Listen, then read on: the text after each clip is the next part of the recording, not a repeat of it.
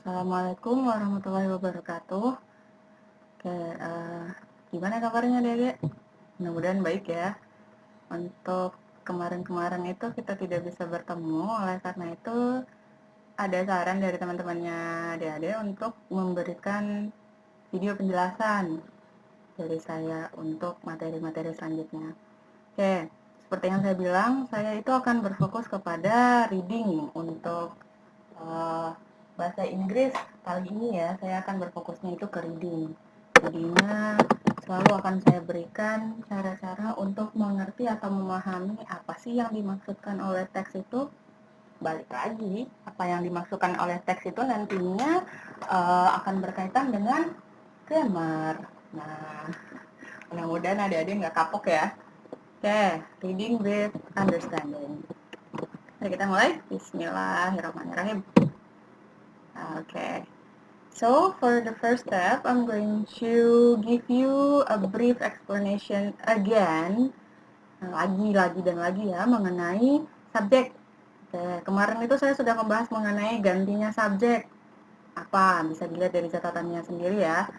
Nah, yang kemarin itu saya membahasnya adalah I itu tidak bisa diganti. Sementara kalau selain dari I dan you itu bisa diganti. Contohnya, Prophet Muhammad itu karena laki-laki bisa diganti dengan he. Siti Aisyah karena dia perempuan bisa diganti dengan she. Muslim people karena dia banyak mereka bisa diganti dengan they. Dan ada kata titik-titik contohnya my dad and I. Kemarin itu saya bisa memberikan contohnya itu adalah my family and I, my lecturer and I, my teacher and I. Nah, kalau misalkan ada kata-kata NI ini, titik-titik NI ini bisa diganti dengan kata we karena ada NI-nya masuk ke dalam saya dan sayanya masuk ke dalam sana gitu kan ya.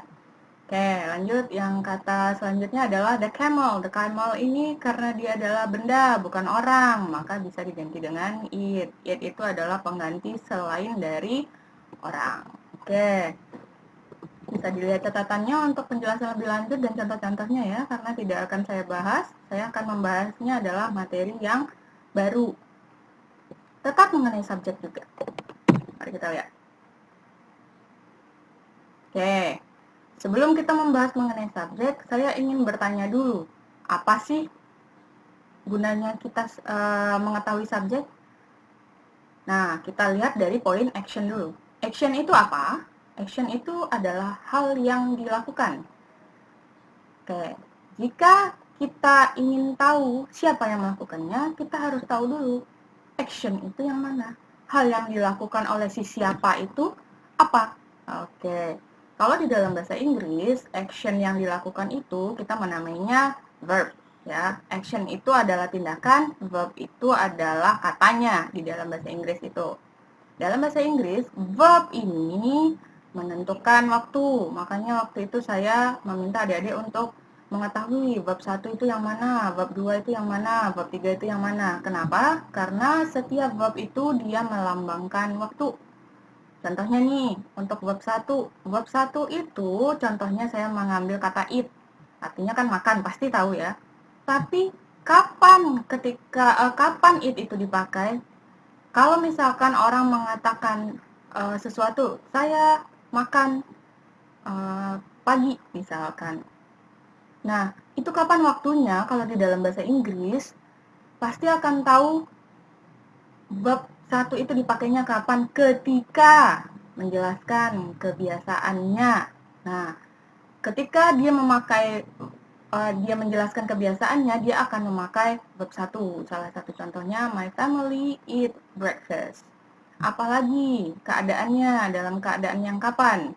Daily activity-nya, misalkan I eat at 7 a.m. every day. Nah, every day-nya ini dia memakai kata eat. Makanya dia menggunakan verb 1. Nah, opini itu juga memakai verb 1. Contohnya, the cat eat fast. The cat eat fast ini berarti di dalam pemikirannya seseorang, kucing itu makannya cepat. Makanya dia memakai verb 1. Nah, satu lagi nih, kapan kita bisa menggunakan verb 1? Ketika dalam informasi yang berhubungan dengan fakta. Contohnya, Indonesian eat rice. Orang-orang Indonesia itu makan nasi. Nah, itu kan fakta ya. Makanya itu kita menggunakan verb 1. Jadi, pertanyaannya when we use verb one itu adalah dari 4 poin ini, kebiasaan kita, daily activity kita, opini kita, dan fakta kita.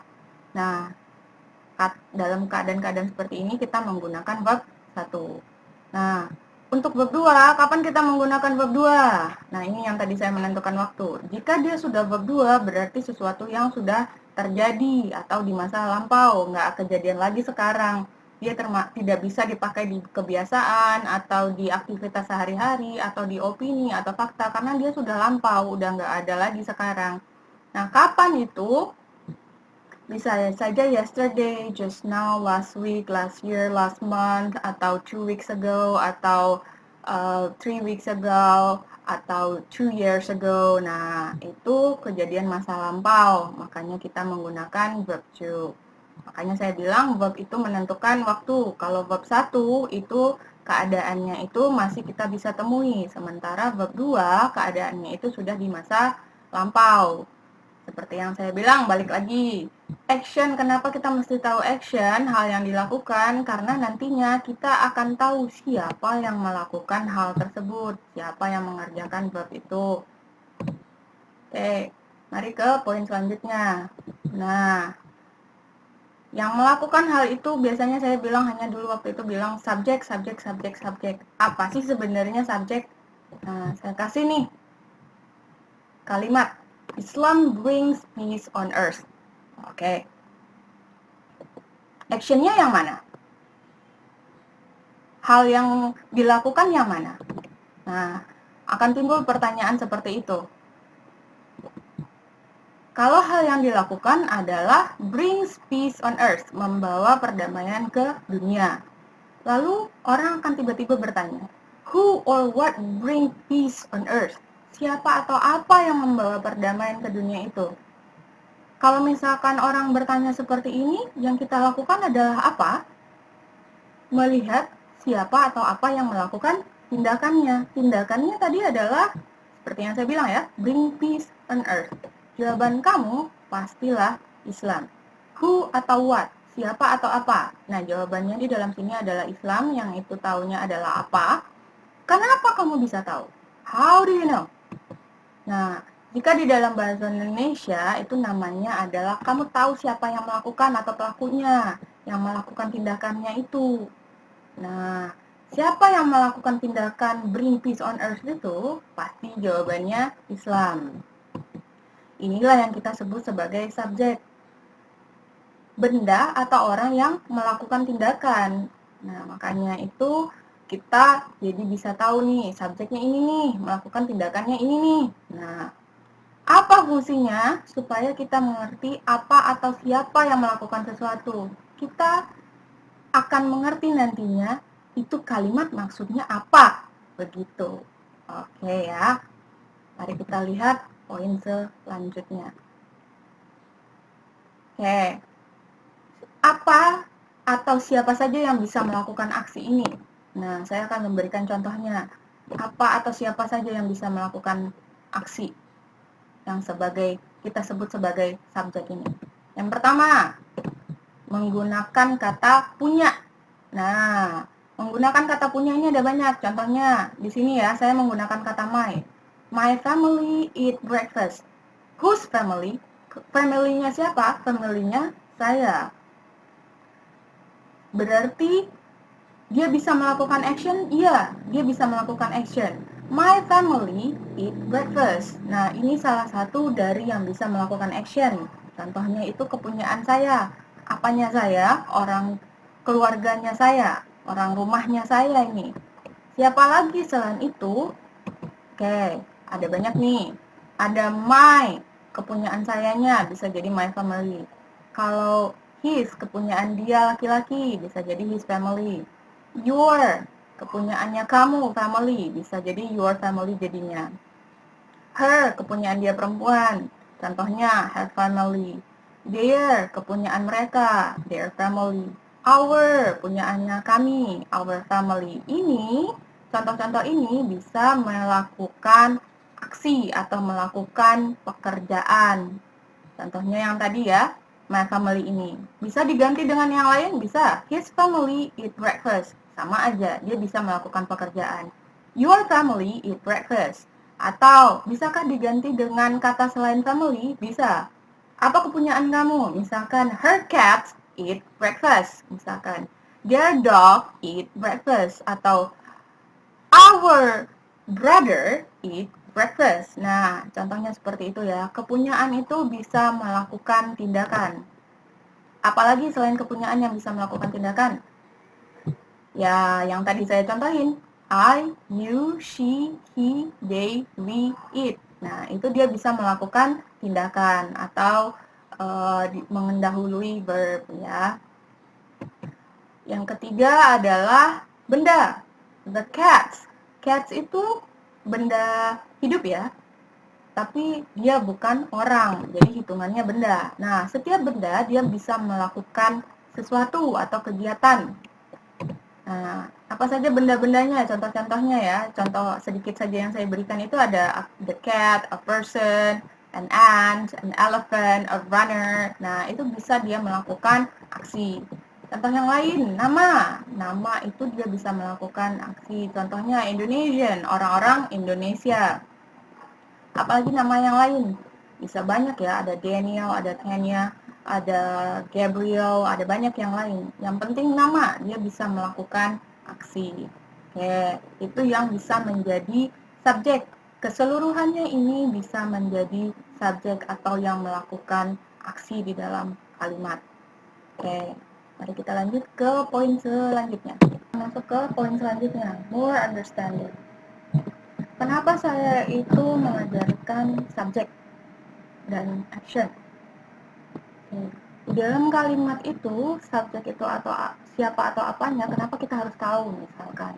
Nah, karena ini, adakah kemungkinan bahwa satu subjek itu melakukan satu tindakan atau mungkin bisa lebih?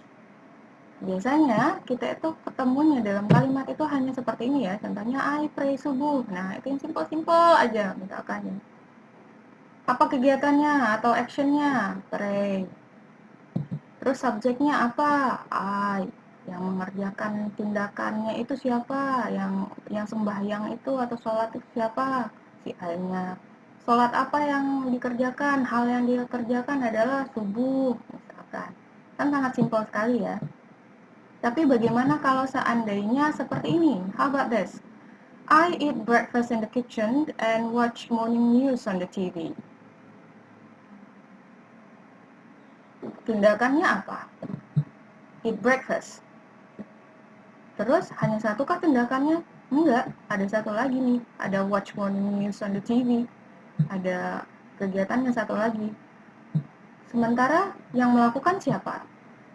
Kalau misalkan eat breakfast, gampang ya. Action pekerjaannya itu yang melakukannya si I. How about this one? Watch morning news on the TV. Siapa yang melakukannya? Kan nggak ada orang di depan sini yang melakukannya. Bagaimana caranya adik-adik mengetahui ini, paham dengan kalimat ini ketika ada orang yang bertanyanya seperti ini? So, who eat breakfast? And who watch TV? Oke, seperti itu pertanyaan dari orang itu. Kalau untuk eat breakfast itu gampang. I. Sementara bagaimana dengan watch morning news on the TV? Nah, jawaban saya, nih saya kasih dulu jawabannya. Answer-nya adalah I. Dari mana tahunya answer-nya itu I? Adalah si I juga yang si subjek. I juga yang melakukan watch morning news on the TV. Makanya saya bilang tadi, kita mesti tahu dulu action-nya yang mana. Action-nya ini nih, yang melakukan tindakannya apa nih? Eat breakfast in the kitchen. Dan tindakan kedua adalah watch morning news on the TV. Bisakah jawabannya dua-duanya I? Bisa. Kenapa? Nih, Yang di pertama, kita sudah jelas ya, tahu kalau I inilah yang makan sarapan pagi. Nah, bagaimana tahunya di yang kedua, di Watch Morning News on the TV ini adalah I juga, karena ada kata and. Jika kita menggunakan kata and, setelahnya diikuti oleh tindakan, itu mengatakan bahwa orang yang samalah yang melakukan hal lain tersebut. Verbnya itu eat breakfast in the kitchen, dan satu lagi watch morning news on the TV. Sementara ada and di tengahnya, ada dan di tengahnya. Mari kita lihat, siapa yang melakukan tindakan yang pertama? Si I. Otomatis yang melakukan tindakan kedua setelah and ini juga akan jadi si I ini. Mari kita lihat untuk penjelasan lebih lanjutnya. Ada pertanyaan saya tadi ya di awal, can one subject do more than one action? Nah, berdasarkan kalimat ini, bisakah kira-kira satu subjek, satu orang, atau satu pelaku melakukan lebih dari satu tindakan? Jawabannya pasti bisa, karena dia bisa menggunakan kata and. Apa kata and ini sebenarnya? Kata and ini disebut dengan conjunction atau kata penghubung. Kata penghubung ini nantinya akan menghubungkan dua action atau verb yang bisa dilakukan oleh satu orang. Makanya tadi saya minta adik-adik untuk melihat action atau verbnya dulu, lalu tentukan siapa yang melakukannya atau subjeknya. Hanya kata and sajakah yang menjadi conjunction? Tidak, bisa kata yang lain. Contohnya, kata but atau or. Misalkan ya. Nah, untuk materi kali ini saya cukupkan sampai di sini. Mudah-mudahan Adik bisa menganalisa untuk materi-materi. Untuk selanjutnya, saya akan memberikan latihan supaya Adik-adik bisa. Oke, let's start with longer. Oke. Nah, ini ada latihan sedikit untuk Adik-adik. Adik-adik di sini ada dua kalimat yang saya berikan. Nah, untuk ini adik-adik saya minta untuk menganalisa kalimatnya berdasarkan 3 pertanyaan yang saya berikan ini. Menganalisanya hanya menjawab saja? Tidak. Saya tidak ingin adik-adik itu hanya menjawab who atau what shows us about a tournament. Nah, contohnya itu, jawabnya ini. Enggak, ya. Saya minta adik-adik untuk menjelaskan kenapa adik-adik tahu kalau misalkan itu jawabannya. Jadi yang 3 ini hanya sebagai arahan saja, pertanyaan arahan, sehingga adik-adik bisa menjelaskan 2 kalimat ini. Contohnya, Islam brings peace on earth and shows us how to repent our sins. Yang ini, lalu contohnya satu lagi, it gives people hope, but at the same time, it punishes the bad one. Nah, saya ingin Anda menjelaskan ini. Yang mana yang menjadi jawaban dari 3 pertanyaan ini, dan alasan adik-adik memilih jawaban itu apa berdasarkan dari materi yang sudah saya berikan. Oke, saya harap-harap adik bisa ya. Penjelasannya itu saya minta adik-adik untuk merekamnya melalui video. Otomatis muka adik-adik harus kelihatan ya, tidak boleh tidak kelihatan. Oke, nah videonya video pendek saja, penjelasan-penjelasan saja, tidak usah yang video sangat-sangat panjang sekali, tidak, saya tidak membutuhkan itu, tapi penjelasannya jelas apa yang saya minta dengan apa yang dijelaskan. Oke. Oke, kalau begitu saya harap adik-adik mengerti dengan apa yang saya jelaskan dan apa yang saya tugaskan. Sampai bertemu di materi berikutnya. Assalamualaikum warahmatullahi wabarakatuh.